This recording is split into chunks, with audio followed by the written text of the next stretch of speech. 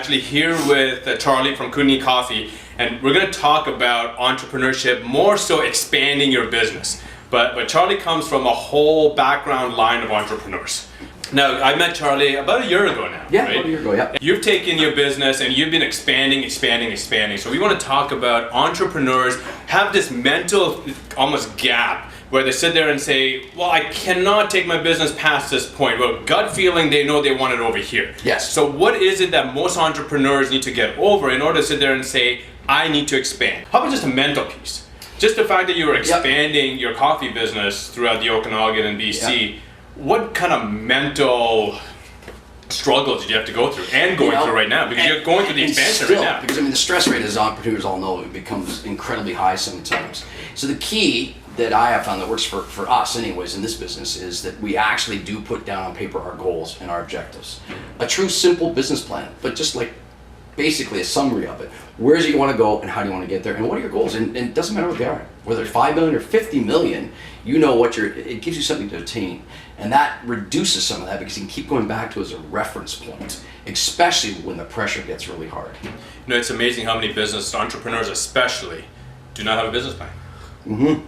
They have absolutely no business plan. And they just feel that, okay, well, I'll just kind of go with the flow and I'm too busy right now. I'll make a business plan when I have time. I mean, even look at some of the positive speakers that are out there. They'll tell you to put a picture of that car you want on your fridge, where however long it takes to get to that goal, you keep seeing that car to remind you, what's my goal, especially when things get tough.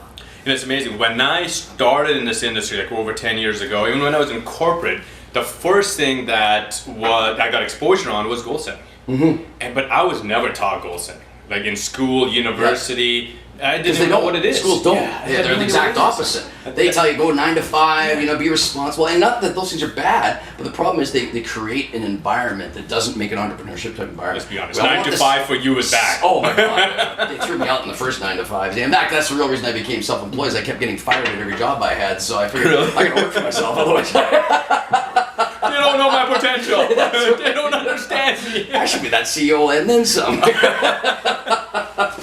Charlie's known to be the coolest dude in all of Okanagan. I want to be just like Charlie. You don't have your. I've got some of my Italian boots on. Oh yeah, Italian boots. Get his Italian boots. Italian boots. And the last time you had these blue suede boots. Blue suede that I bought. Blue suede cowboy boots because I figured, hey, you got to take a one up from Elvis. But also a little bit about your background. You have a band. Yes, I'm in a rock and roll band. And it's called Charlie and the Magic Boys. I love that. Magic with a J and boys with a Z. Beautiful. Unless you're Canadian-ish, it's Z. Yes, sacrifice. What are the kind of sacrifices do we need to be aware of that we're going to have to make once we decide to expand over the average entrepreneurship mindset? Yeah, totally. Work hard, play hard. But you have to have that balance. Yeah. And if you don't, you'll find yourself working way more than you really should. And that does happen with entrepreneurs. We are notoriously bad for that. And setting that, saying, I am going to keep my personal life very personal. Go out, do the parties, do whatever it is you need to do to keep it alive, keep it real. Because that's what we're working for at the end of the day anyways. It's for lifestyle. That's why we're entrepreneurs. I know. So the truth now. The truth about expanding and growing your business.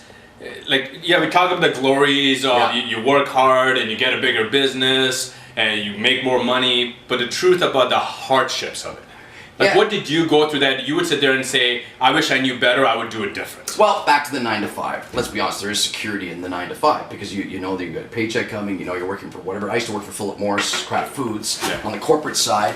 There was a sense of security, a sense of belonging to that organization and being part of something.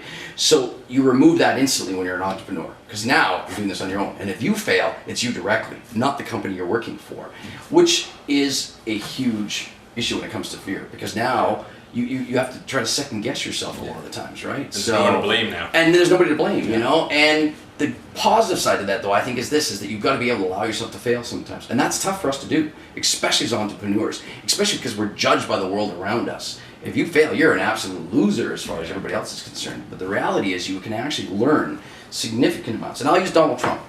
Guy's gone broke more than any businessman in the world, and yet today he's the most influential billionaire on planet Earth. Whether you like him or hate him is irrelevant, but the point is what he's done through that growing experience. He's a true entrepreneur. You hit a nail on the head that I never thought we'd talk about right now, is a lot of people sit there and see people that are successful in their industries or outside their industries, and they judge them based on their success. And I always sit there and say, if you can get one question answered from these people, is ask them what their failures were. Yeah. Because that's where the true learning curve is. Yeah, absolutely. So I'll ask you that question. Going through the expansion from the beginning up to now, what did you fail at? We actually did make a few failures, you know. Some of it was on the retail side. Growing too fast, couldn't keep up with supply and demand, basically. Yeah. You know, we started building these racks that we have, you know, for the retail bags, trying to get the branding done, trying to get the bags done, and it was just too much too soon. And it ended up hurting us because what happens now, we suddenly have this reputation where we weren't able to supply properly. So the product was loved. Everybody loved the products. The quality never changed there. We learned from that. We stepped back, and now we go, okay, before we do the next launch, we got to make sure we've got everything in our building. And it's hard for an entrepreneur to do that because we want to see the money, we want to see the goal, and it's the hunt. And in this case, it's almost like you've got to get everything prepared ahead of time, and then you do the launch. And that was the lesson we learned. The launch I'm going through right now for my business, it was supposed to launch in like November, and now it's about a 4-month delay in the launch. And every time it got delayed, I would get antsy because that's where my focus would go, saying, "My gosh, you know, like, I need to get this launch running so the money can start coming in, so I can get back to my real business." Yeah. And then it occurred to me actually today, with every delay I had, something positive came out of it. Now I think that happens with every launch. When you get a delay, something positive comes out of it. The question is, do we focus on it? No, or do we focus on the negative part? And unfortunately, we do focus on the negative. I don't care how positive you are. Being positive is a more mental attitude than taking the automatic negative. Our nature is to take the negative. We have to focus on being positive. Every day, ask yourself, what did you learn today? Yeah. Imagine that. Just asking yourself, what did I learn today? Huge. You might not have it's not like sit down and think about it for an hour. Yeah. Just start creating that habit where your mind subconsciously, in the end of the day, always asks itself before you go to bed, what did I learn today? Exactly. Going through expansion, how does it affect partnerships? You know, it can be tough, you know, and the good news in this case is each one of us has this very specific role. Again, back to doing the summary of the business plan, those roles were defined. So when the time comes, it allows people to go and do what they are really good at, you know, and every one of my partners has a very strong gift in that area, which only makes my life easier. Right? You know, I'm the guy that does the marketing and sales behind it, but I couldn't do that if I didn't have that team effort behind me. And it is. Now, it can be trying because it's like dating or a marriage. You know, there are good days and there are bad days, you know? Absolutely. The plus side is, this is the one I think is the key to any partnership. You have to be able to go for beer with whoever you're literally in this case in bed with, you know? You have to be able to go and party with them. Absolutely. And if you can do that, you can get over the stuff that's internally then. We've made an inanimate rule, we put it in writing. And bullet and point. No long stories, no whining, just bullet and point, what are the issues? And now, my job then is to, how do we find resolve for this? And we don't always find resolve, by the way. I'm not saying this is but at least we have something that we go, okay, we can start from here. And if you've got 4 guys with 4 different opinions, you have to have a starting point somewhere. Absolutely. And that's the starting point. One last question. Yeah. If an entrepreneur sits there and says, I want to expand my business, but I'm scared shitless.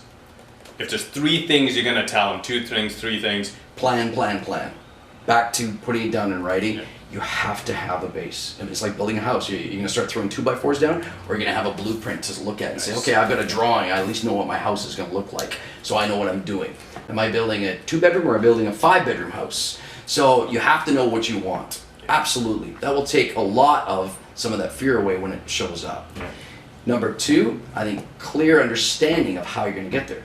And I'm referring to money, I'm referring to software. And you won't know all of this at the same time, right? Let's be honest, as an entrepreneur, some of this stuff just pops up. Because there's a ton of great ideas out there. Well, how many entrepreneurs I've met that have these great ideas, but the number one question is before they launch, ask them, how are you monetizing? Quick thing about your coffee, it's completely different than any other coffee they can get. Absolutely. I'm not a coffee person, but every time I come here or drive by, I'm like, I'm going to stop in for a coffee. I don't even drink coffee. We have a very unique product. I mean, because it's a much healthier product, simply because of the fact it's organic, simply because of the fact there's less caffeine, there's no chemicals, there's no alterations, no DNA enhancements, no fertilizer enhancements. Why do you look at me when you say that? When I say that.